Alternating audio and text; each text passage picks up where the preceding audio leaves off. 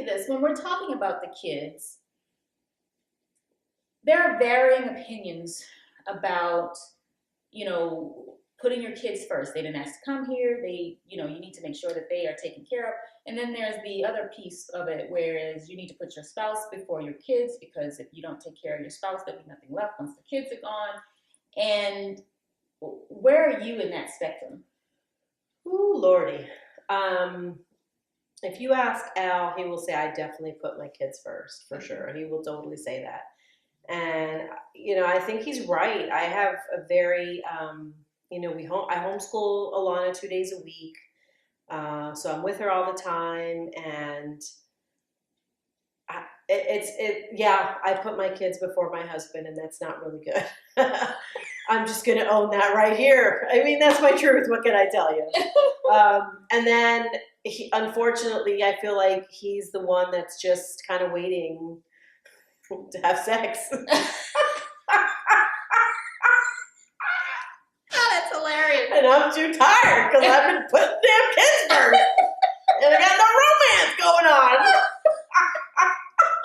So well, you're gonna change that. I'm gonna change that. Yeah, but yeah, I'm guilty. Guilty as charged. Yep. I gotta work on that. I like to tell you, 7 years ago or 8 years ago, y'all were doing all right. Super Bowl Sunday. You know what? I know a little too much information, but it's fine. It's all good. Oh gosh, that's so funny. Oh man. Okay. So, you're tired. You're putting your kids first. Right. You're doing the homeschooling, which is a lot. It is a lot. And you're running a business. Yep.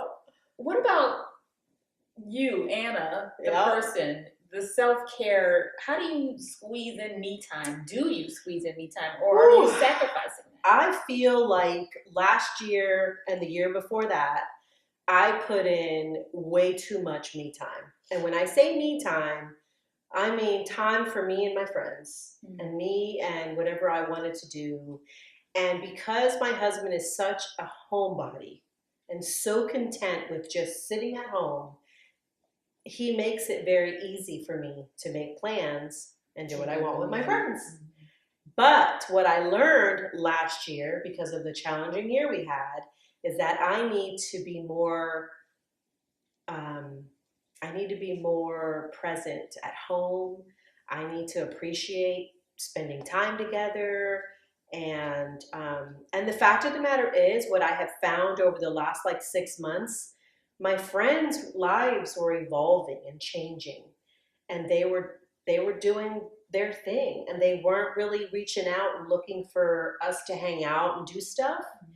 And which I think is kind of good that happened, because it made me kind of evaluate myself and evaluate my life and realize, wow, the one true constant that I have and that I've always had is my husband and my kids. And that was really eye-opening. And that's what really, really made me realize just how fortunate I am to have such a loyal husband who loves me, loves our kids, works his butt off to take care of us. And he's always here. And I never doubt that. And that's huge. I don't believe everyone can say that about their marriage, right? That's so, true. And I need to affirm him more. Gosh, I'm such a bitch. Damn, I'm more selfish than I realized. Thank you, Allie. You're welcome. Oh, this is good stuff here. This is real. This is therapy. Hold up now. Woo. Well, what could I say? I went through a journey. When I tell you, I recognized that I was a selfish SOB.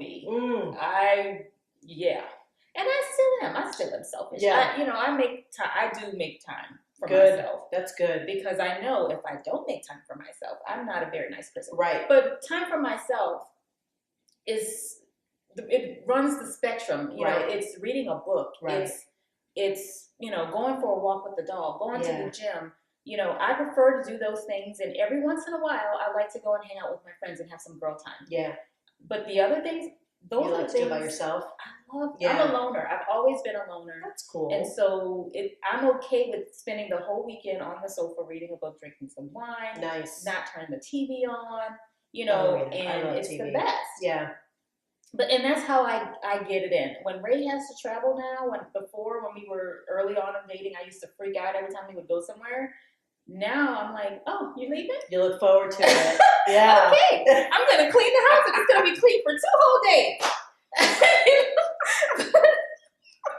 and I'm gonna do what I want for 2 whole days. That's really cool though. That's what my friends hear from me. Hey, Ray's not here. Do you go somewhere?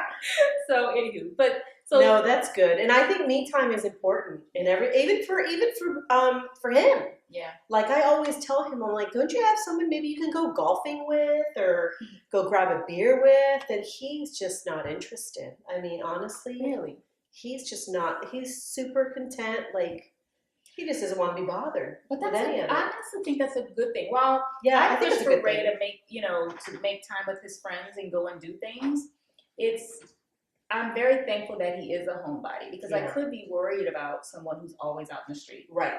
Exactly. And I don't have that. He doesn't have the need to, go hang out at a strip club Same or go here. hang out and come home pissy drunk after being at the Right. bar all night. Right. And he is perfectly content getting him a 6 or a 12 pack, sitting on the deck, watching a game, watching a movie. And just super content at home, comfortable. Perfect. That's out. And it took me a while to come to that realization. And now that I am at that realization, I can appreciate it. That's okay. What is one piece of advice you would give 21-year-old Anna? Okay, this is a good question. I would tell 21-year-old Anna to wait to get married. I would tell her there's no reason why you can't marry Big Al, because that's what I like to call him, my Big Al, but there's no rush. You're 21. Do what you want to do. Like, do it together. Be engaged for a while. Go travel. Get to know each other and discover each other and enjoy alone time, because looking back on our marriage for 27 years, which I believe is successful just because of that, but I also feel like had we given each other undivided time, we started our family a year after we got married. So we were married a year, and then the next year we had our first daughter. And you were still growing up. And I was only 22, going on 23 when Taylor was born. And I think about that, and I think my middle daughter is 21 now. And that's the age I was when I got married. And I realize that's what I would give my 21-year-old self. That's the advice I would give. Just wait. You don't have to do it right now.